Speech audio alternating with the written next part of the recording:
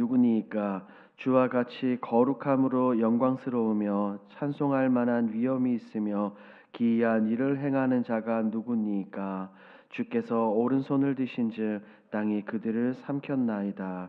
주의 인자하심으로 주께서 구속하신 백성을 인도하시되 주의 힘으로 그들을 주의 거룩한 초소에 들어가게 하시나이다.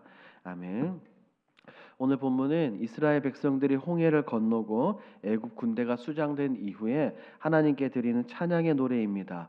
백성들은 눈앞에서 그들의 눈으로 하나님의 놀라운 기적, 하나님의 놀라운 구원의 역사를 직접 경험을 했습니다. 그리고 백성들은 모세와 그의 누이 미리암을 중심으로 기쁨과 감사의 찬양을 하나님께 올려드리는 것이 바로 오늘의 본문의 내용이죠.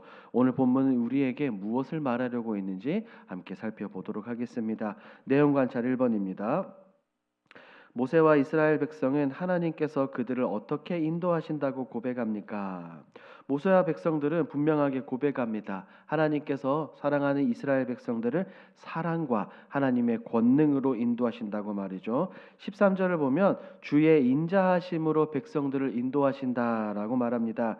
여기서 말하는 인자함이란 하나님의 사랑과 하나님의 신실하심을 나타내며 백성들을 인도한다는 것을 의미합니다. 그리고 하나님은 이 사랑한 이스라엘 백성들을 하나님의 산, 즉 하나님께서 임재하시는 곳으로 인도하시고 그들에게 안식을 주시며 거할 곳을 마련하신다라고 말합니다.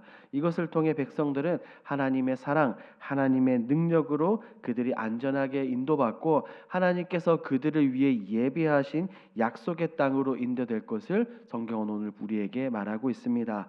2번을 봅니다. 이방 나라는 하나님께서 이스라엘에게 홍해의 기적을 일으키셨다는 소식을 듣고 어떻게 반응합니까? 이방 나라들은 이 홍해를 건넌 사건, 애굽 군대가 수장되었다는 소식을 듣고 두려움과 떨림으로 반응을 합니다. 특별히 14절 말씀을 보니 이스라엘의 영원한 대적이라고 말할 수 있는 블레셋 역시 이 소식을 듣고 두려움에 사로잡히고 그들이 고통을 느낍니다. 그래서 이 블레셋 사람들도 하나님을 두려워하게 되죠. 블레셋뿐 아닙니다. 에돔의 방백들, 모압의 다른 성들도 두려움에 떱니다. 하나님께서 베푸시는 능력이 너무나 크기 때문에 최종적으로 이스라엘 백성들이 들어가야 될 가나안 땅, 가나안에 있는 사람들 역시 낙담한다라고 말합니다. 그냥 무서워 두려워 떠는 것이 아니라 그들의 마음이 돌같이 굳어버린 상태가 됩니다. 아무것도 하지도 못하는, 엄두조차 내지 못하는 것을 의미합니다. 이렇게 하나님이 이스라엘을 위해서 행하신 기적들로 인해 주변 민족들에게 강력한 경고와 두려움의 표적이 되었음을 분명하게 말하고 있어요. 연구와 묵상을 봅니다. 모세는 왜 하나님께서 이스라엘을 주의 기업에 산에 심으신다고 표현합니까? 모세가 이렇게 표현한 이유는 다른 것이 아닙니다. 하나님께서 사랑하는 이스라엘 백성들을 하나님의 거룩한 초소와 영원한 안식처로 인도하신다는 상징적인 것을 우리에게 말하기 위해서예요. 여기서 심는다는 표현은 어떤 표현입니까? 나무를 심어 뿌리를 내리게 하는 의미로서 더 이상 흔들리지 않는 안정감, 그리고 영속성을 상징하는 것이죠. 하나님은 백성들을 인도하시되 그냥 한순간만 인도하는 것이 아니라 앞으로 그들의 모든 영원한 날, 영원히 그들을 인도하신다는 겁니다. 그렇기 때문에 백성들이 결코 흔들리거나 결코 뽑히거나 하지 않도록 굳게 잡아주시는 겁니다. 성경에서 계속해서 고백하는 것처럼 하나님은 백성들의 든든한 의지가 되어주시고 백성들의 방패가 되어주시는 겁니다. 그리고 말하는 주의 기업이라는 표현은 백성들이 하나님의 특별히 사랑받는 소유라는 것을 의미합니다. 이는 곧 백성들은 하나님께서 친히 부르셨고 선택하시고 구속하신다는 존재입니다. 영원한 하나님의 소유가 되었다는 말이죠. 백성들이 이렇게 하나님과 영원히 함께하며 무엇을 하게 됩니까? 하나님을 찬양하고 하나님을 예배하게 됩니다. 어디에서요? 하나님의 거룩한 임재 안에서 하나님과 함께하며 하나님의 특별한 사랑과 보호를 받으며 영원토록 하나님을 예배하는 겁니다. 그러므로 지금 본문에 나오는 모세의 이런 표현은 백성들로 하여금 힘을 내라는 하나님의 은혜와 사랑이 있다는 이 상징적인 의미를 전달하고 그들에게 용기를 주기 위함입니다. 느낀 점을 봅니다. 하나님께서는 자기 백성에게 평안을 주시고 그들에게 경배받기를 원한다는 사실에서 무엇을 느낍니까?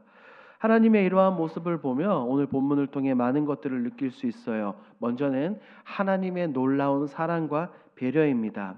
하나님은 사랑하는 백성들이 고난과 불안에 떠는 것을 원하지 않습니다. 고난과 불안에서 벗어나 안식과 평안을 누리기를 원하시기에 백성들과 오늘을 살아가는 우리에게 하나님이 직접 진정한 샬롬을 우리에게 허락하시는 겁니다. 우리가 하나님의 임재 속에서 쉼을 얻고 안식할 수 있다는 사실에서 하나님의 사랑과 배려가 얼마나 큰지 먼저 깨닫게 되는 겁니다.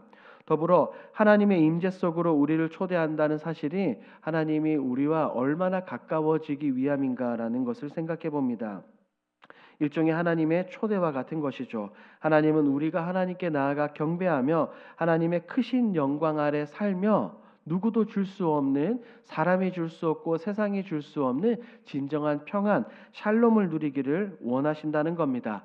우리가 상식적으로 가까워져야 친해지지 않겠습니까? 이렇게 하나님의 백성들을 우리를 불러주시니 얼마나 감사한지 모르겠습니다.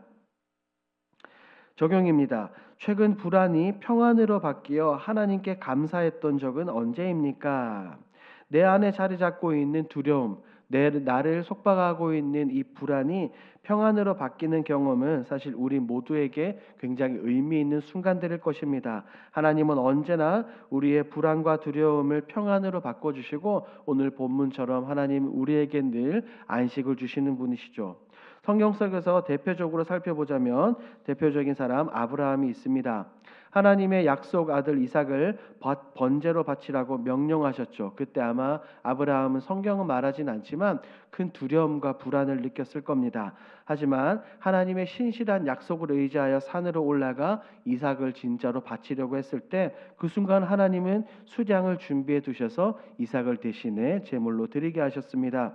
이런 사건들은 언제나 우리의 삶 속에 찾아올 수 있어요. 어려움과 불안, 이것이 찾아올 때 하나님께서 나를 돌보시고 나에게 관심을 가져주시고 나를 인도하신다는 사실을 기억하며 우리는 늘 하나님을 의지하고 찬양해야 합니다. 그럴 때 참된 평안이 우리에게 임하게 되죠. 이렇게 역사하시고 인도하실 하나님을 우리는 매일의 삶 가운데 날마다 기대하며 나아가야 하는 겁니다.